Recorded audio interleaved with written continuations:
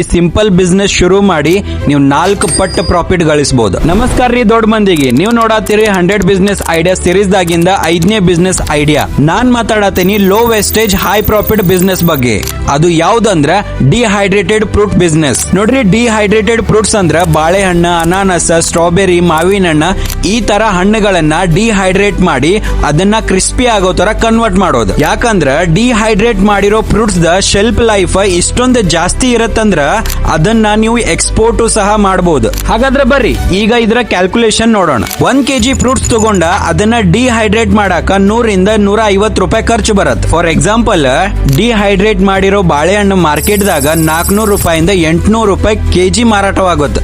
ಅಂದ್ರ ಡೈರೆಕ್ಟ್ 4 ಪಟ್ಟು ಪ್ರಾಫಿಟ್. ಇನ್ನ ಸೆಟಪ್ ಬಗ್ಗೆ ನೋಡೋದಾದ್ರೆ ಬಹಳ ಸಿಂಪಲ್ ಐತ್ ನೋಡ್ರಿ. ಯಾಕಂದ್ರೆ ಈ ಬಿಸ್ನೆಸ್ ಶುರು ಮಾಡಾಕ ನಿಮ್ಗೆ ಒಂದೇ ಫುಡ್ ಮಷಿನ್ ಬೇಕಾಗತ್ತೆ. ಅದೇ ಫುಡ್ ಡ್ರೈಯರ್ ಅಥವಾ ಡಿಹೈಡ್ರೇಟರ್. ಈ ಮಷಿನ್ ನಿಮ್ಗ 40 ರಿಂದ 50 ಸಾವಿರ ರೂಪಾಯಿ ಒಳಗ ಸಿಗತ್ತೆ. ಫುಡ್ ಪ್ರೊಸೆಸಿಂಗ್ ಬಿಸ್ನೆಸ್ ದೊಳಗ ಸರ್ಕಾರ ಹೆಚ್ಚು ಸಪೋರ್ಟ್ ಮಾಡತ್ತ. ಈಗ ಈ ಬಿಸ್ನೆಸ್ ಬಗ್ಗೆ ಕಂಪ್ಲೀಟ್ ಬಿಸ್ನೆಸ್ ಗೈಡ್ ಬೇಕಂದ್ರೆ ಕಮೆಂಟ್ ದಾಗ ಫ್ರೂಟ್ ಅಂತ ಕಮೆಂಟ್ ಮಾಡ್ರಿ.